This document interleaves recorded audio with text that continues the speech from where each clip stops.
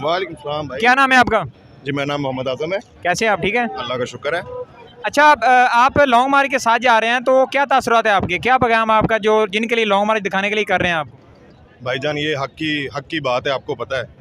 आज जो घर में बैठा रह गया ना वो फारिग है, उसका इस पाकिस्तान में कोई हिस्सा नहीं होगा जो आज घर में बैठा रह गया। ये इतनी बड़ी जंग है कि आप सोच नहीं सकते। अकेला इमरान खान लड़ रहा है, अब हम उसको अकेला नहीं मरने देंगे इस मुल्क में, हम भी साथ मरेंगे उसके। ये 22 करोड़ लोगों का मुल्क था, पहले दिन से इस मुल्क की ताकत अवाम है, कायदे आज़म ने फरमाया था। लेकिन ये लोग कुछ इदारे हमारे मुल्क पे कब्जा करना चाहते हैं। अवाम की आवाज़ ही कोई नहीं सुन रहा। अवाम चाह रही है कि इस बंदे को पाकिस्तान का प्राइम मिनिस्टर बनाया जाए, लेकिन कोई इदारा ये बात सुनने को तैयार नहीं है। उनको अपनी पड़ी हुई है। कैसे ये लोग, जिस बंदे को मुशर्रफ साहब ने रद्द किया, ठीक है, जिस बंदे को मुशर्रफ साहब ने पाबंदी सलासिल किया, कैसे आज इदारे उसको कह रहे हैं कि वो बंदा सही है? अपने इदारों की क्रेडिबिलिटी खराब कर रहे हैं ये लोग।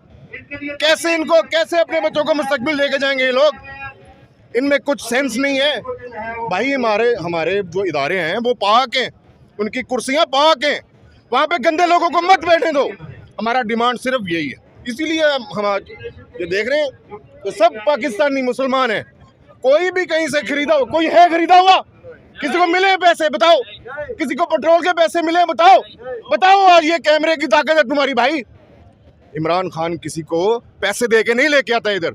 ये सब पाकिस्तानी है जो यहाँ पे आए हुए हैं, इनको इनका हक दो भाई। ये वोट इमरान खान को देते हैं, आगे कोई और बंदा बैठा होता है कैसे? जी अच्छा, आप मुझे बताएं कि लॉन्ग मार्च हो रहा है तो जो अपोजिशन है या पाकिस्तान तरीके से सबक सेनेटर हैं फैसल वाडा, उन्होंने ये दावा किया है कि जो लॉन्ग मार्च है इसमें लाशें गिरेंगी या इसमें खून बहेगा। तो आपका ऐसा कोई इरादा है? भाई मेरे साथ चलो, खाना खाते हैं। खून बहाने वाले ऐसे लोग होते हैं? और भाई खून बहाने वाले कीनिया में पता भी नहीं चलना देते हैं कि कौन मरा है, कैसे मरा है, उसका लैपटॉप किधर है, उसका मोबाइल किधर है, और यार उसके दोस्त किधर है। इतना अंधेरा छा गया इस पाकिस्तान में। और यार ये सारे अरशद शरीफ हैं, इनको मारो, अब मारो, मुझे मारो, मैं अरशद शरीफ हूँ यार। मेरे भी 4 बच्चे हैं छोटे छोटे, मैं सिविल इंजीनियर हूँ, मैं 12 साल में बाहर जॉब करके आया हूँ। क्या मिला मुझे इस पाकिस्तान में, मुझे बताओ। 12 साल मैंने इस मुल्क में पैसा भेजा और आज क्या? देखो कुछ है इस मुल्क में? आपको कुछ नजर आता है? आपको कुछ नजर नहीं आएगा जब तक इस मुल्क में इंसाफ कायम नहीं होगा। इस मुल्क में इंसाफ कायम होना चाहिए भाई। ये मेरे बच्चों का मसला है, मेरे बच्चों को स्कूल नहीं है। आओ गवर्नमेंट स्कूलों का हाल मैं तुम्हें बताऊं। वज़ीर आला पंजाब साहब क्या कर लेंगे मुझे बताओ, जब वफाकी वज़ीर कुछ नहीं उसको देगा तो मुझे बताओ कैसे हालत से? हॉस्पिटल देखो जाके। और भाई जे कार्ड ना हो, आपको लोग जख्मों समेत सड़क पे मिले। ये जो 10 लाख वाला कार्ड दिया ना खान साहब ने, अल्लाह इनको इसका अजर देगा। खान साहब मेरे जिंदा हैं भाई, ठीक है, अल्लाह पाक उनको इसका अजर देगा, ठीक है। लेकिन आप ये सोचो कि जिसका कार्ड ना हो, चलो मैं करोड़पति हूँ, मैं नेशनल हॉस्पिटल चला जाऊँगा, मैं इधर चला जाऊँगा, मुझे तो कोई मसला नहीं है। लेकिन यार ये जो 5-6 करोड़ लोग गुर्बत की लाइन से नीचे, यार उनकी दवाई कौन देगा? जबरदस्त। कौन देगा? जबरदस्त। है कोई दवाई देने वाला उनको? और भाई उनको दिखा के पैसे मांगने वाले बहुत हैं कि हम गरीब हैं, हम पे रहम करो, लेकिन उनको दवाई देने वाले, ये इमदाद के पैसे कहाँ हैं बताओ, कहाँ हैं? चलो आओ मेरे साथ सिंध चलो, सारा पाकिस्तान फिरता हूँ यार, मैं सिविल इंजीनियर हूँ, मेरे साथ आओ, मैं तुम्हें बताऊँ। लोग मांग रहे हैं कि यार अल्लाह के नाम पे कुछ दे दो।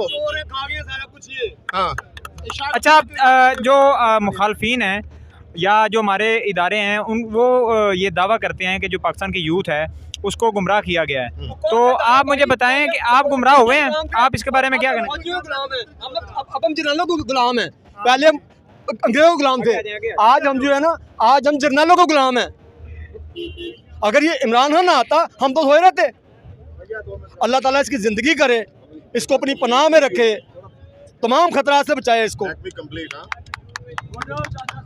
जी आप जो फैसल वाडा साहब की बात कर रहे थे, हर एक के पास मोबाइल है, हर बंदा उर्दू समझता है भाई।